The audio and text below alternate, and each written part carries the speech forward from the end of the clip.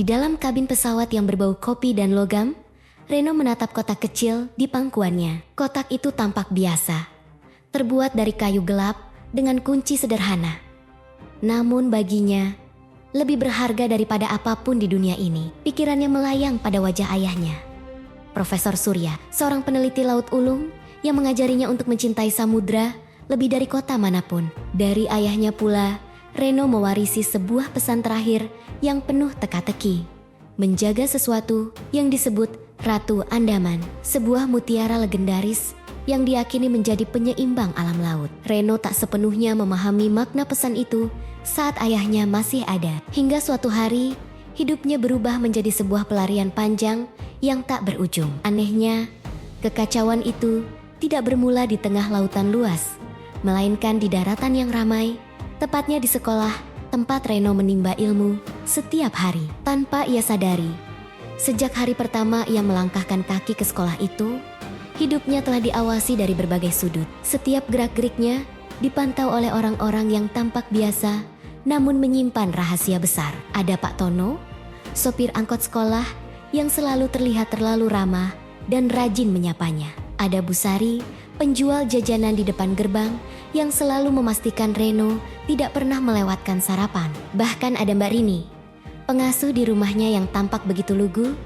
namun selalu sigap dalam situasi apapun. Mereka semua bukanlah orang biasa. Mereka adalah bagian dari sebuah kelompok rahasia bernama Tiga Warna. Sebuah organisasi yang anggotanya adalah perempuan-perempuan tangguh yang hidup di balik identitas sederhana, namun terlatih secara khusus untuk menjaga sesuatu yang jauh lebih besar daripada diri mereka sendiri. Kelompok Tiga Warna ini dipimpin oleh Maya, seorang perempuan tenang dengan tatapan mata yang seolah menyimpan terlalu banyak rahasia. Maya tahu betul bahwa Reno sedang diburu oleh jaringan gelap internasional yang dipimpin oleh Darwan. Darwan adalah seorang pedagang artefak kejam yang mengincar Ratu Andaman untuk dilelang kepada penawar tertinggi di pasar gelap. Baginya, kekuasaan adalah hak bagi mereka yang berani mengambil, bukan mereka yang bertugas menjaga. Prinsip inilah yang memicu perburuan besar-besaran. Sebuah perburuan yang tidak menggunakan senjata api, melainkan jebakan cerdik, penyamaran licik, dan permainan pikiran yang menguras energi. Hari itu, ketenangan pagi di depan sekolah terkoyak. Sebuah upaya penculikan yang menargetkan Reno pecah menjadi adegan kejar-kejaran yang menegangkan. Dengan napas yang tersengal, Reno berhasil diselamatkan oleh anggota Tiga Warna. Namun, peristiwa itu membuka mata semua pihak bahwa Darwan dan jaringannya tidak akan pernah berhenti sampai mereka mendapatkan apa yang mereka inginkan. Menghadapi situasi genting ini, Maya, sang pemimpin, memutuskan untuk mengambil sebuah langkah yang sangat berisiko.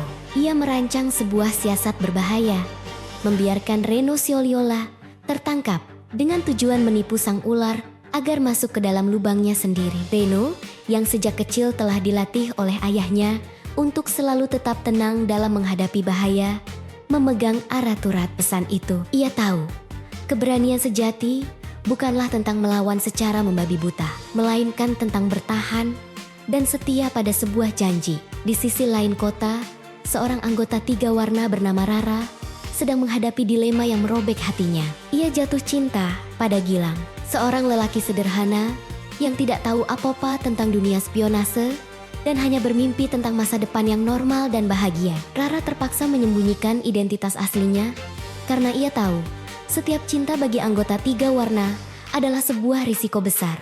Maya sudah memperingatkan berulang kali. Siapapun yang mereka cintai bisa dengan mudah menjadi umpan, menjadi target empuk bagi musuh. Namun, hati memang tak selalu bisa tunduk pada strategi dan logika. Benar saja, ketika Darwan akhirnya mengetahui hubungan rahasia itu, Gilang benar-benar dijadikan alat tawar yang keji. Rara dipaksa berada di persimpangan jalan yang paling sulit dalam hidupnya.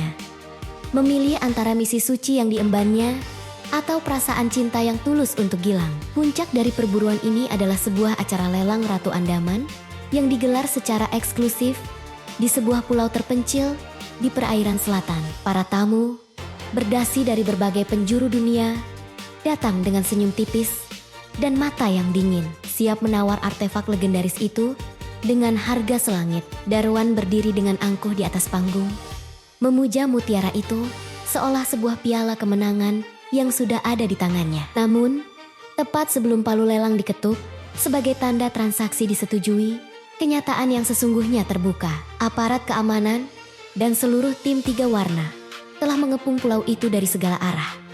Rencana Maya berhasil dengan sempurna. Di tengah kekacauan yang terjadi, Reno akhirnya berhadapan langsung dengan Darwan. Momen itu terasa begitu menegangkan. Reno teringat kembali kata-kata ayahnya tentang keseimbangan alam, tentang laut yang memberi dan juga bisa mengambil. Dengan suara yang sedikit gemetar namun tegas, Reno menolak untuk membuka rahasia kekuatan Ratu Andaman. Konfrontasi ini mencapai puncaknya ketika di lokasi penyanderaan, Rara berhasil menemukan Gilang. Kekasihnya itu terluka, namun untungnya masih hidup. Di saat itulah, Rara memutuskan untuk memilih kejujuran. Di antara suara sirena yang meraung-raung dan langkah kaki yang tergesa, Rara mengakui siapa dirinya yang sebenarnya kepada Gilang. Gilang terdiam sejenak, lalu tanpa ragu menggenggam erat tangan Rara. Cinta, pikir Rara saat itu, bukanlah sebuah kelemahan jika kita berani memikul segala akibatnya. Akhirnya, Ratu Andaman berhasil diselamatkan dan dikembalikan ke tempat asalnya, ke dalam lautan biru yang dalam. Laut seolah menghela napas panjang, kembali tenang. Darwan dan seluruh jaringannya berhasil ditangkap. Acara lelang ilegal itu dibubarkan, dan kebenaran perlahan-lahan terbit seperti fajar di ufuk timur. Reno berdiri di tepi pantai, memandangi horizon dengan perasaan lega. Ia mungkin belum sepenuhnya mengerti dunia orang dewasa yang rumit dan penuh intrik. Namun ia tahu satu hal yang pasti, menjaga bukan berarti harus memiliki. Malam itu, Maya mengumpulkan kembali timnya. Misi telah selesai, tetapi jalan perjuangan mereka masih panjang. Di jarinya, Rara menatap sebuah cincin sederhana pemberian Gilang, sebuah janji masa depan yang mungkin rapuh, namun terasa begitu nyata. Reno menyimpan pesan terakhir ayahnya di dalam dada sebagai kompas hidupnya. Di balik wajah-wajah mereka yang biasa, para anggota 3 warna kembali ke kehidupan sehari-hari mereka yang sederhana. Menjadi sopir angkot, penjual jajanan, atau pengasuh. Mereka siap kapanpun dunia kembali membutuhkan para penjaganya. Karena pada akhirnya, yang menjaga keseimbangan dunia ini bukanlah kekuatan semata, melainkan keberanian untuk tetap setia pada janji, bahkan ketika tidak ada satu orang pun yang melihat.